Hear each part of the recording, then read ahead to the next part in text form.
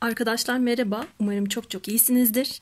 Neden o aklımdan çıkmıyor? O da benimle aynı durumda mı? Olası gelecekte neler olabilir açılımı ile karşınızdayım. Bunu geçen haftalarda yapmıştım, çok çok beğenmiştiniz. Tekrarlamak istedim. Sizlere oluşturduğum 2 deste var. İstediğinizi seçebilirsiniz. Birinci desteden ben başlıyorum. Evet, bakalım neden aklınızdan çıkmıyor bu kişi?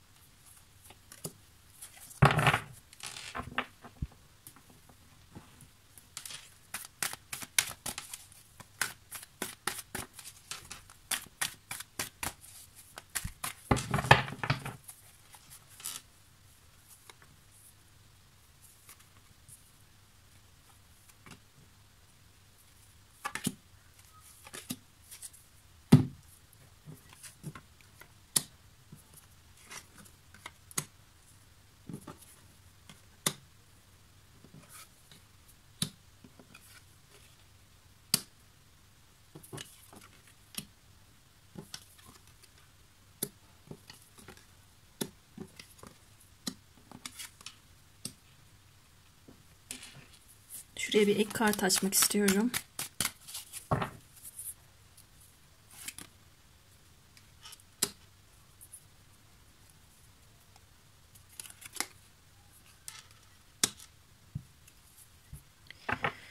Şimdi öncelikli olarak ben burada çok eğer uğraş verdiyseniz, bu ilişki için çok bekleyip sabır gösterdiyseniz, emeklerimi heba etmek istemiyorum diyorsanız, bu yüzden emeklerinizin karşılığını almak adına hala bir beklenti içerisinde olduğunuzu görüyorum. Aslında aklınızdan çıkmıyor oluşunun ilk nedenini ben kendi verdiğiniz emekler olduğunu gördüm.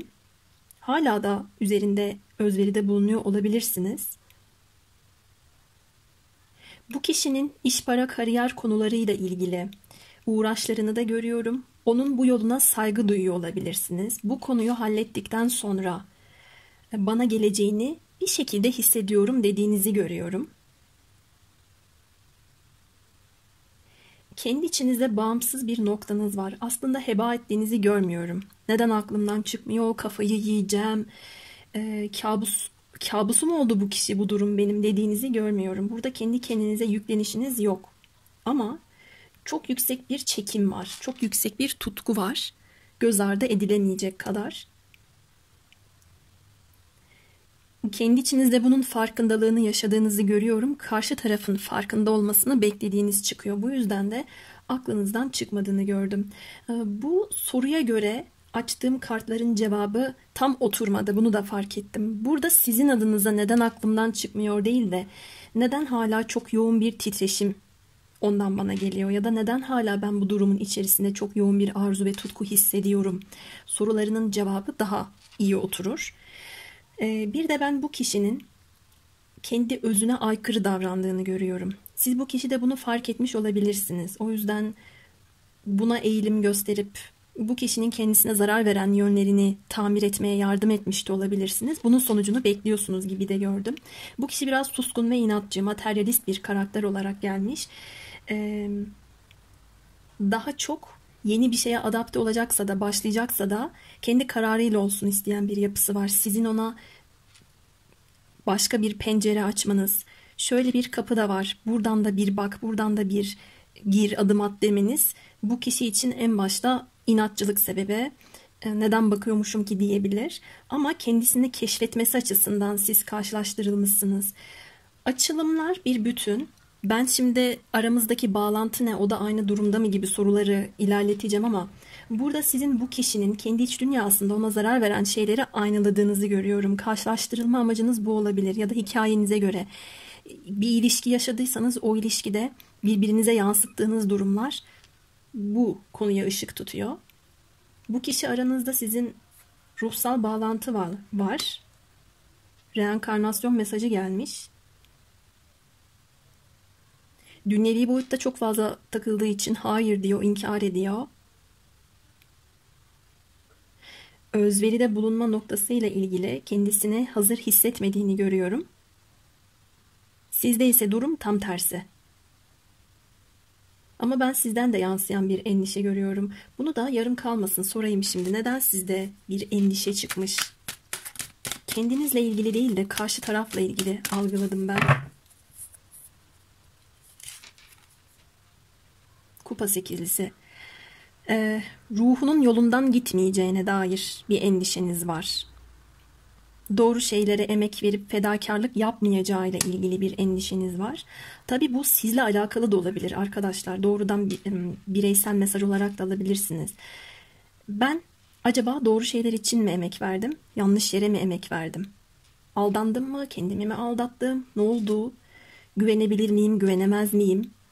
Beklemek benim için bir çıkar yol sağlar mı? Yoksa beklemeyeyim mi gibi kendiniz adına da verdiğiniz bir mücadele, duyduğunuz bir endişe olabilir. Ama daha çok bu kişiyle ilgili görüyorum. Çünkü bu kişinin kendi özüne, kendi kimliğine vermiş olduğu bir zararı siz onarmaya çalışıyorsunuz. Bunu çok ruhsal boyutta da yapmış olabilirsiniz. Arka planda kendi işinize, gücünüze yoğunlaşmışken bu kişiden size nedensiz bir enerji de geliyor olabilir. Çünkü arkadaşlar siz kendi isteklerinize, kendinize çekebilecek bir frekanstasınız. Pozitif olduğunuzu görüyorum. Neşeli olduğunuzu görüyorum. Etrafınızdaki kişileri de, negatif olan kişileri de şöyle bir silkeleyip kendine getirdiğinizi, böyle bir eylemselliğinizin olduğunu görüyorum. Bu kişi de bu açığa çıkabilecekken belki kendisini çok aşağıya çeken özellikleri var. O karanlığa, o bataklığa çekiyor. O güvensizliğe, sıkıntı dolu yere kendisini çok çekiyor. Bu kişi de bu ışık göremiyor olabilirsiniz. Bu nedenden dolayı da bir endişeniz gelmiş. Akıldan çıkmamak, sanrılar şeklinde, hiçbir şekilde huzur bulamamak şeklinde değil sizde benim gördüğüm, ama bu kişi için bir endişeniz var. Pekala, şimdi o da sizinle aynı durumda mı? Buna bakalım.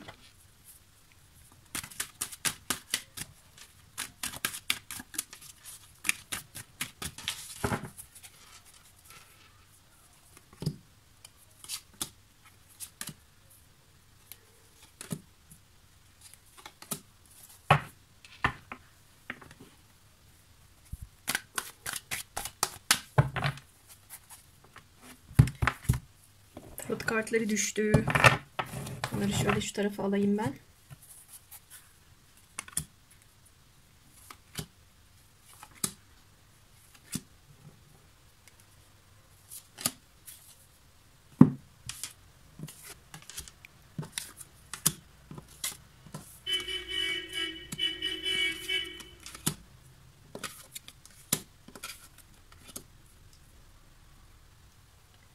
Bir kere sizle aynı durumda mı sorusu bile çok oturmadı. Ben bu açılımda soru cevap şeklinde gidiyorum ama sorularıma verdiği cevaplar daha farklı oluyor. Soruyu da değiştirerek dolayısıyla yorumlamayı daha doğru buluyorum.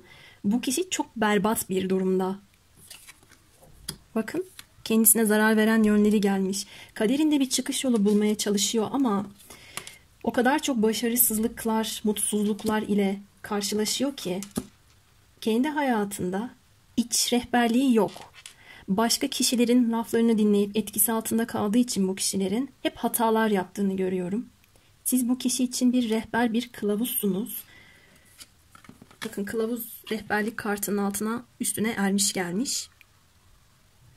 Bir feneri var burada. Ermişimizin elinde de bir fener var. Kendi yolunu bulmaya gayret gösteriyor. Bu içinde bulunduğumuz Başak süreci, Balık dolunayı süreci bu kişinin kendi içine yönelmesi için onu zorluyor. Ve hayatında kötü şeyler yaşatarak, belki başka insanların ona verdiği zararları göstererek, gölge yönleriyle ilgili olan bir durumda sürekli onu kısır döngüye sokarak göstermeye çalışıyor hayat bu kişiye. Siz de bunu göstermiş olabilirsiniz ama ben hep söylüyorum, görmek istemeyen bir insana isterseniz önüne daha kadar bir gerçek çıkartın, görmez. Şifa almak istemeyen, iyileşmeye niyeti olmayan bir insana bunu yapmaya çalışsanız da olmaz. Hatta bir yerden sonra ters teper, size zarar verir bu olay. Dolayısıyla bu kişide de böyle bir durum olmuş. Süreç içerisinde o da seninle mi aynı sorusuna Siz çok başka bir yerdesiniz. Bambaşka bir yolunuz var şu anda ruhsal anlamda. Bu kişi bambaşka bir yerde. Bu kişinin hayatında çok fazla sıkıntı görüyorum. Yaz ayları boyunca bu sıkıntılarla mücadele etmiş. Üçüncü kişilerle ilgili olan durumda açığa çıkmış olan gerçekler olabilir. Çok ilginç bir senaryo ile karşılaştım. Bu kişiye çocukluk döneminde derin yaralar almış. Gerçekten kendi özünü o zamanlarda kaybetmiş. Sırtından bıçaklandığını görüyorum. Diğer insanlar da ona sırttan nasıl bıçaklanır, nasıl hainlik yapılır, nasıl alçakça davranılır, bunları öğretmiş olabilir arkadaşlar. Uygulamak istese de istemese de bu onun hür iradesine bağlı bir durum ama öğrendiğini görüyorum. Ve şu anda kendi özüne şöyle bir bakıp, kendi iç sesini dinleyip, nerede ne eksikti, nerede ne fazlaydı bunlarla ilgili kendisine bir yol haritası çizmeye çalıştığını görüyorum. Sorgu yaparak, sorgulayarak. Buraya biraz daha devam ettireceğim. Bu kişinin enerjisi bana biraz ilginç geldi. Şundan alalım. Hep hayatında sorunların arttığını düşünüyor.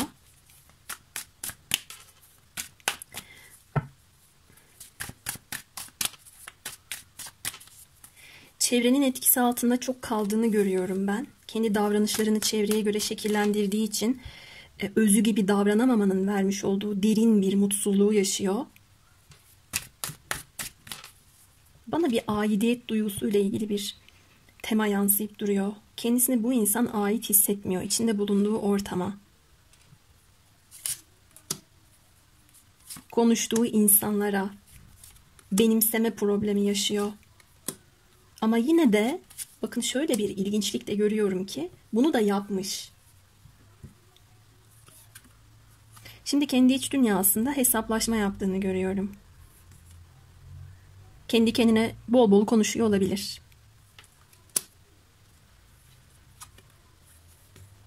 O güldüğü, eğlendiği, güzel zaman geçirdiği arkadaşlarıyla ilgili acı gerçeklerin açığa çıkmış olduğunu da kartlar söylüyor.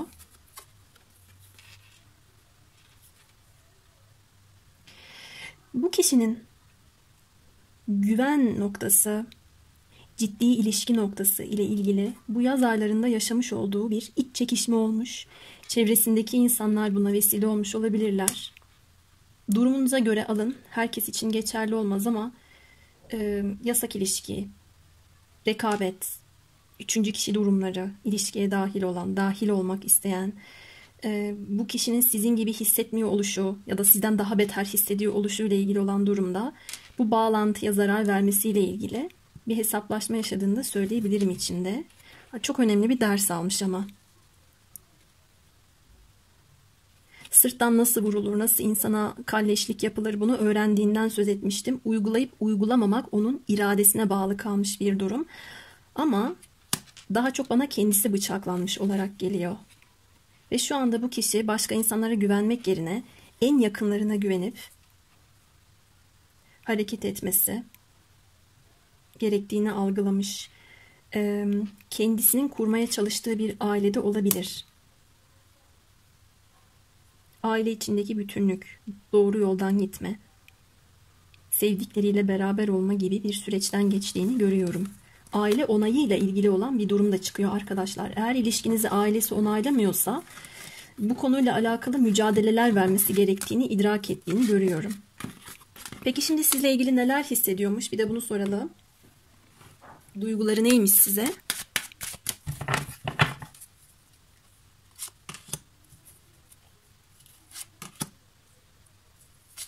Ha, 2 tane geldi. Pes etmiş değil. Aranızdaki durumları şifalandırmak istiyor. Bunun için bu sefer çok güvendiği insanlardan destek ya da yardım almaya gayret gösteriyor. Sizinle onun arasında çok özel bir bağlantı olduğunu hissediyor. Görüşmek, buluşmak, karşılaşmak gibi bir niyeti var. Uzlaşamadığınız, anlaşamadığınız ya da sizin gösterip kendisinin inatçılıkla görmek istemediği durumlarda bir anlayışa ve kabule geçtiğini gördüm. Para konularında bir sabrediyor ve sizle ilgili olan durumda yeniden değerlendirdiğini görüyorum. Neden ben bu duraksamayı yaşadım? Neden hayal kırıklığına uğradım? Neden yenilmiş gibi hissediyorum? Hatta yenildim diye. Yaptığı deneyleri düşünüyor. Burada 2 damla fazla mıydı? Şu yukarıdaki mor küreye, içinde mor sıvı bulunan küreye gerek var mıydı? Bunların hepsini kattım, karıştırdım. Benim istediğim sonuç şu yeşildi ama şu turuncu çıktı gibi çoğaltabiliriz. Böyle şeyleri değerlendirdiğini, düşündüğünü görüyorum. Biraz ne umdum ne buldum durumu yapıyor. Ama sizle ilgili değil bu sıkıntı. Kendisinin ekip biçtikleriyle ya da ekmeyip biçmeyi umduklarıyla ilgili. Eğlence, romantizmi yeniden yakalamak için içindeki eğlenceli çocuğu ortaya çıkart. Az önce de bir çocuk kartımız, iç çocuk kartımız gelmişti. Bunun dengesini iyi ayarlayamamış olabilir. Ciddiyet gerektiren yerde çok fazla eğlenmiş, aşkı ya da ilişkiyi farklı bir noktaya taşımayı hafife almış olabilir. Ama şu anda bu konularla ilgili olan durumda ben bir ders aldığını görüyorum. Yine eğlensin, gülsün ya da sizle güzel zaman geçirsin ama uğruna vermesi gereken bir mücadelede de geri durmasın. Bu kişinin pes ettiğini görmedim ben arkadaşlar. Bir de ortak geleceğinize bakalım.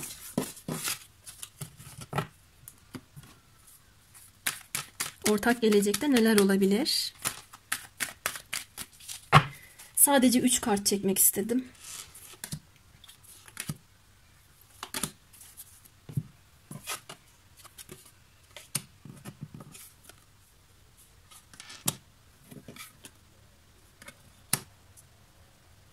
Eğer siz hayal kırıklığına uğrayıp bu kişiyi hala bekliyorsanız, bütün ümitlerim bitti, şansım tükendi, ben umutsuzluğa kapıldım, o bir daha bana geri dönmez şeklinde düşünüyorsanız, ben burada bir alma verme dengesinin sağlanacağını gördüm. En azından bu kişi neyi nasıl yapması gerektiğiyle ilgili karmaşık da olsa düşüncelerde.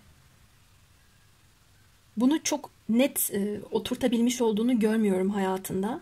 Bu arada siz başka insanlara da yardım eden, destek sağlayan bir yapıdasınız. Bir müddet daha sorunları çözemeyeceğinizi, hemen bir kavuşma olmayacağını görüyorum. Bu vadeler hepinize göre değişebilir ama ben burada bir 2 aylık süreç gördüm. Eğer hayır ben şu anda pişmanlık, üzüntü yaşamıyorum, ümitlerim de bitmedi diyorsanız bu kişinin hala duyguları varken, savaşacak gücü varken, yolları varken bunları göz ardı edip denememesi, emek vermemesi yüzünden pişmanlık yaşadığını görüyorum. Size gelmenin yollarını kafası karışsa da, duyguları karışsa da arayacak olarak görüyorum arkadaşlar. Şuraya bir kart daha açacağım.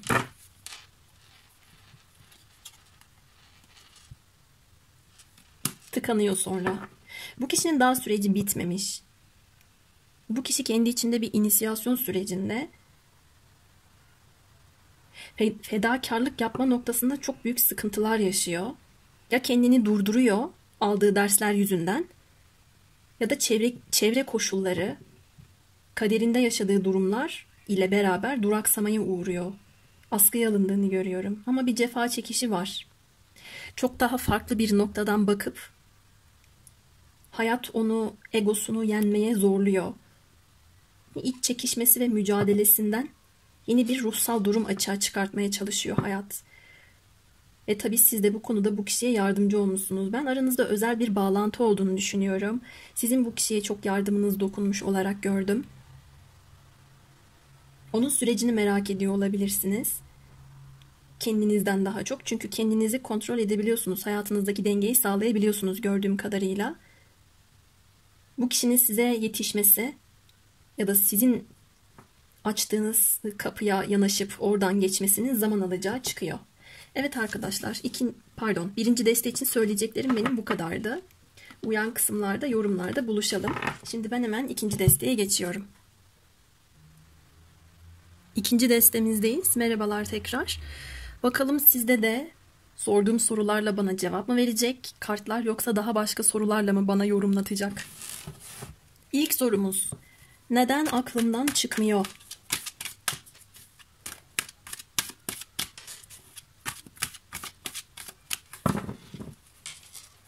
Evet, bu kişi sizin aklınızdan neden çıkmıyor?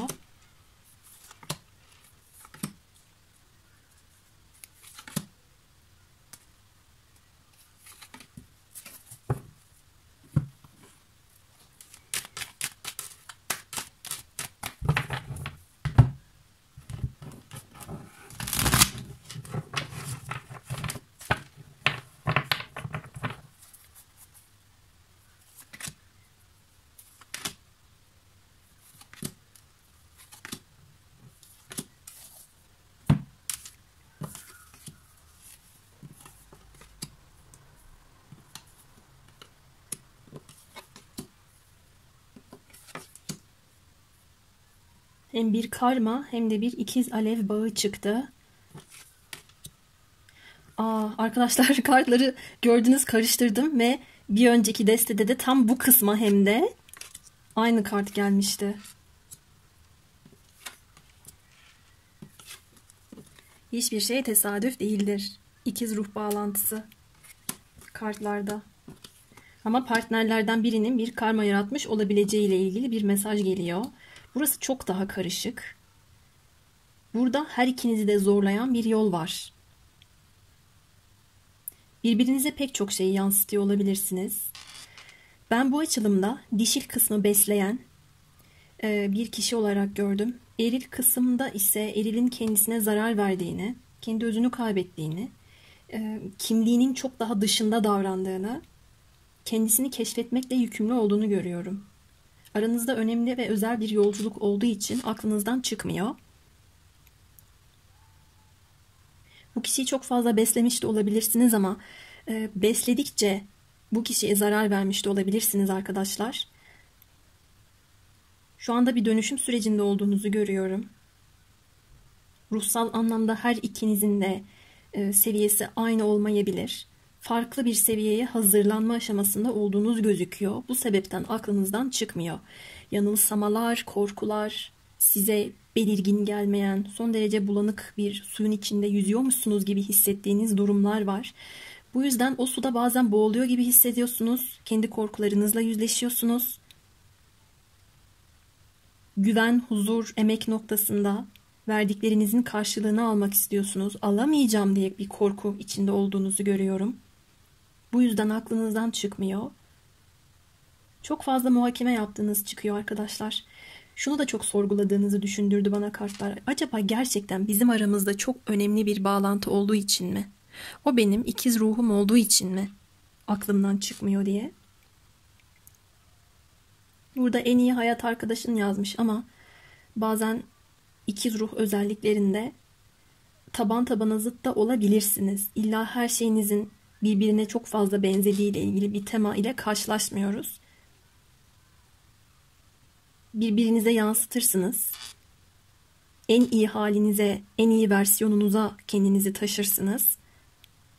Burada buna biraz korkular, yanılsamalar içinde gerçeği bulma çabası, kendinizi bulma, keşfetme çabası var gibi geliyor bana. Bu sağlanıyor. Önümüzdeki kışa kadar sürecinizin devam edeceği ile ilgili bir bilgi veriyor. Ama bir o kadar da kendinizi sanki hiç bilmediğiniz bir yolda yürüyormuşsunuz gibi hissettiğinizi görüyorum. Burası çok karmaşık çıktı. Burada bir karma durumu var. İkiz alev bağı var. Yeni biri mi yoksa bu kişiyle mi devam etsem durumu var. Bunları da çok fazla düşündüğünüz için buraya yansıyan bir enerji çalıştığını görüyorum. Bu kişi ile şu anda görüşmüyor olabilirsiniz. Görüşmüyor olsanız bile aradaki bağlantı çok kuvvetli olabilir. Fiziksel çekim dahil. Duygusal çatışmanız, iç karmaşanız, hatta bazen kendi kendinize münakaşa ediyor oluşunuzu görüyorum. Ben farklı birine şans vereceğim artık deyip burada bu yolculuktan sıyrılmaya çalışanlarınızı da görüyorum. Çünkü şuradaki enerji bana çok ağır geçti. Bunalmış olduğunuz hissiyatını algıladım. Buraya biraz daha devam edelim. Önümüzdeki kışa kadar sürecinizin olduğu çıkıyor. Önümüzdeki kış Cevaplarınız size gelecek. Neden bu süreçtesiniz? Neden bunları yaşadınız? Hayal kırıklığına uğradıysanız ya da size buradaki kişi hata yaptıysa aslında size neyi dönüştürmeye çalışıyordu? Ne tetikledi? Hangi karmanızı, hangi karma borcunuzu ödediniz? Ya da belki bu kişi sizinle onu ödedi. Bilemezsiniz bunu. Kolektif yorum olduğu için nokta atışı yapmak biraz daha zor. Ya da acaba siz ikiz alevsiniz ama bu kişinin mi karmik ilişkileri var? Karmik ilişkilerden de burnunu bir türlü çıkaramıyor. İyice burnunun bir sürtmesi mi lazım? Böyle bir şey de olabilir. Gerekli dönüşümler sağlanmadan kendi aranızdaki durum biraz da böyle gibi.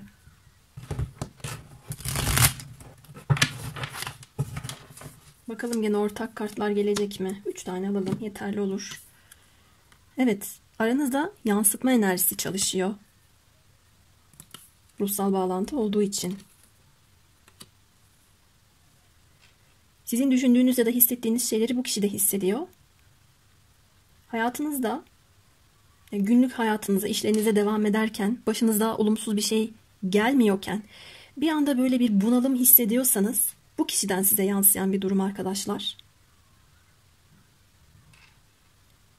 Bu kişiyle aranızda gerçek bir bağlantı var.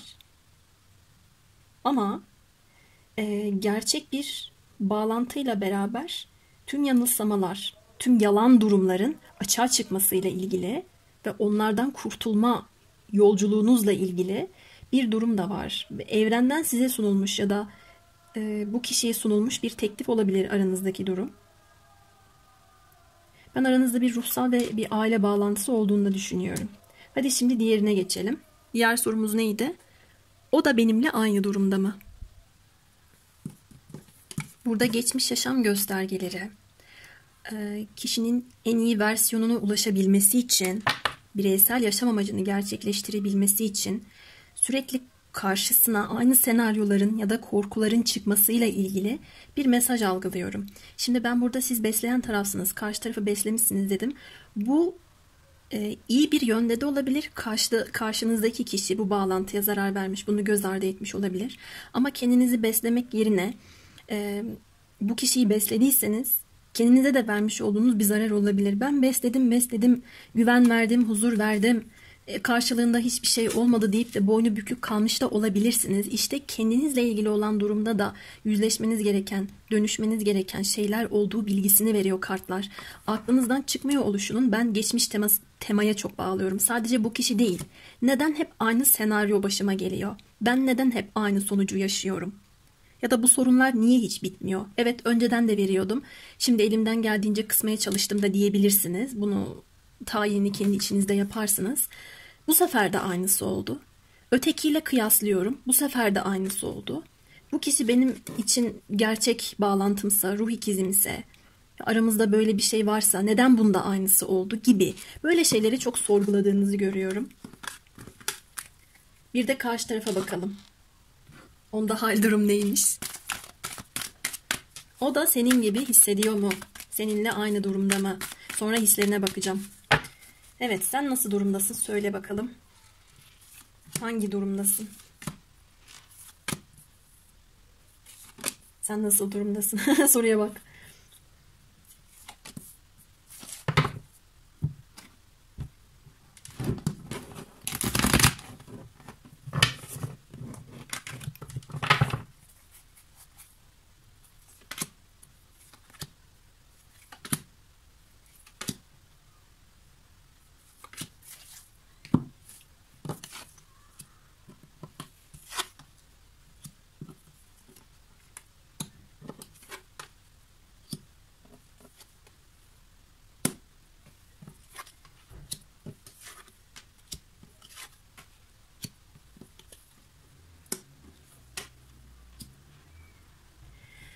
Bu kişinin niyetinin sizinle ciddi olduğunu görüyorum. Onun adına bir döngü tamamlanmış. Aşka, akışa, size teslim olmakla ilgili önemli kararlar alma aşamasında olduğu çıkıyor. Yavaş ilerlerim ama sağlam adımlarla ilerlerim. Ne istediğimi bilerek, istikrarlı bir şekilde ilerlemeyi tercih ederim. Doğruluktan, dürüstlükten ve ilkelerimden şaşmam dediğini görüyorum ama böyle olması bu kişinin kendi iç dünyasında ona kabuslar yaratıyor çünkü korkuyor. Böyle olduğunda çok kötü şeylerle karşılaşması onun için keşke böyle yapmasaydım, tüm emeklerim boşa gitti. Dürüst olduğumda ne oldu? Ya da elimi taşın altına koydum, kendime zarar veren şeylerden uzaklaştım. Özümle, kendi kimliğimi keşfederek, amaç belirleyip ona göre ilerledim de ne oldu deme durumu. Kendi kendini zihinsel anlamda sabote ettiğini de görüyorum. Bunu adımlarını atarken de bir yandan düşünüyor arkadaşlar. Kafasında çok fazla korku senaryosu var. Gözünde çok fazla büyüttüğü, ya şöyle olursa ya böyle olursa dediği, gece vakitlerinde uyku problemleri çektiği, çok fazla her şeyi düşündüğünü görüyorum. İlerleyen dönemlerde bu süreçten temizlenip arınması gerektiğiyle ilgili bir farkındalık da yaşayacak. Bu kişinin sürecinde sizle ilgili olan durumda sanki size adım atmak isteyen ama kabul edilmeme korkusu taşıyan, reddedilme korkusu taşıyan birisi var. Size bu sefer ciddi adımlarla gelecek. Özellikle de verdiğiniz emeklerin karşılığında size sıkıntılar yarattıysa, güveninizi suistimal ettiyse bunu biraz şifalandırmaya çalışacağını görüyorum. Devam edelim. Hangi durumdaymış başka? Çok düşünüyor sizi. Uykuları bölük pörçük olabilir. Uykularından uyanıp of ben ne yapacağım diyebilir. Kendisini yer yer karanlıkta hissettiğini gördüm. Şimdi şurada su damlacıkları var ya. Hemen üstünde kılıç dokuzlusu kartı gelmiş. Gözyaşı döküyor bile olabilir. Pişmanlık, suçluluk, korku duygusunun haricinde bir de sese karşı duyarlılık diyeceğim. Bazen böyle çeşmeden pıt pıt damlayan su damlacıkları olur ya. Bu kişi ona bile gelemiyor arkadaşlar. Zihni kaldırmıyor. Bakın pişmanlık. Bu kişinin pişman bir kişi olduğunu görüyorum. Yaptığı ya da yapmadığı şeylerden dolayı. Asıl siz şu anda bu kişinin aklından çıkmıyorsunuz. Çok yoğun bir titreşim var aranızda. Zaten yansıtma enerjisi de çıkmıştı. Kendisini çok karanlıklarda hissettiğini gördüm. Sizi ister görmüş olsun, şu anda fotoğraflarınıza bakabiliyor konumda olsun, durumda olsun.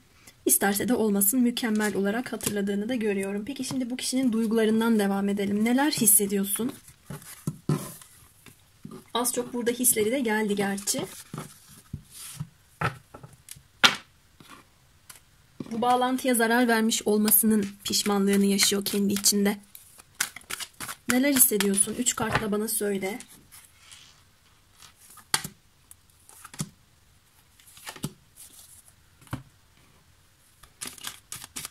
Sonrasında da ortak geleceğe bakacağız.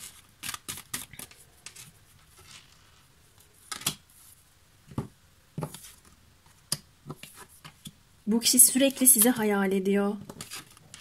Bakın gene gelmiş evlilik. Ciddi adımlarla, tekliflerle size gelme düşüncesinde. Sizi kaçırılan fırsat olarak değerlendiriyor. Ama benim nedense içime belki dememem lazım ama bir oh diyesim geldi. Bu sizden yansıyan bir enerji olsa gerek. Sizinle iletişimi kurmak için can atıyor. Kuruyorsa da siz ona yüz vermiyor olabilirsiniz. Duygu dünyasında, hayal dünyasında sizi çok bambaşka bir yerlere taşımış. Bir fantezi ve baştan çıkarma enerjisi var. Alkol alıyor olabilir. Sizi çok düşündüğünü görüyorum. Sizi düşündüğünde içindeki o enerji dalgalanmasıyla beraber hızlıca bir şeyleri yaşamak istiyor olabilir. Size koşup gelmek istiyor olabilir. Aranızdaki anlaşmazlıkları yenip size bir aşk mektubu bile iletmek istiyor. Duygularını, düşüncelerini aktarmak istediğini görüyorum. Ama o gemi gitti diyor. Belki ardınızdan baka kalmış. Bu sadece onun kafasında olup biten bir durum. Evlilik içeren bir durum içinde de sizi hayal ediyor olabilir. Peki. Bu arada şu da eksik kalmasın. Yoruma başladığımda bir karma kritiği kartımız gelmişti. Bir karmik durum bizi karşılamıştı. Burada karmik bir evlilik içindeyse eğer bu kişi içinde bulunduğu durumu değil sizi hayal ediyor olabilir. Ortak geleceğe bakalım. İkiz Alev Tarot yolculuğunda gerçekten bu destede bizi İkiz Alev karşıladı. Ortak gelecekte neler olabilir?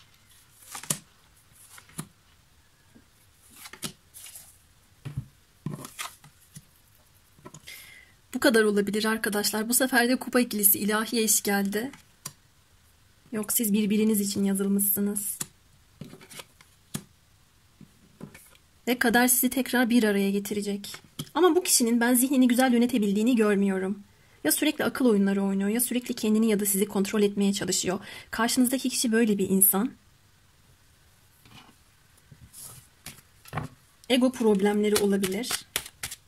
Çok fazla stratejik davranmaya çalışıyor olabilir.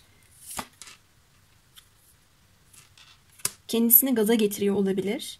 Ama sizle ben bir gelecek gördüğünü görüyorum bu kişinin. Döngüsel bir ilişkiniz var. Kader tekrar karşınıza bu kişiyi çıkarabilir ya da sizi bu kişinin karşısına çıkarabilir arkadaşlar. İnişli çıkışlı döngüsel bir ilişkiniz olduğunu görmekteyim. Evet. Demek ki bu yüzden aranızda çok hem sıkıntılı diyebileceğim hem de yaşanmaya değer diyebileceğim güzel bir bağlantı olduğu için aklınızdan çıkmıyormuş. Hakkınızda hayırlısı neyse o olsun. Açılım bu şekildeydi. Uyan kısımlarda, yorumlarda buluşalım. Sonraki açılımlarda görüşmek üzere. Hepiniz de kendinize çok iyi bakın.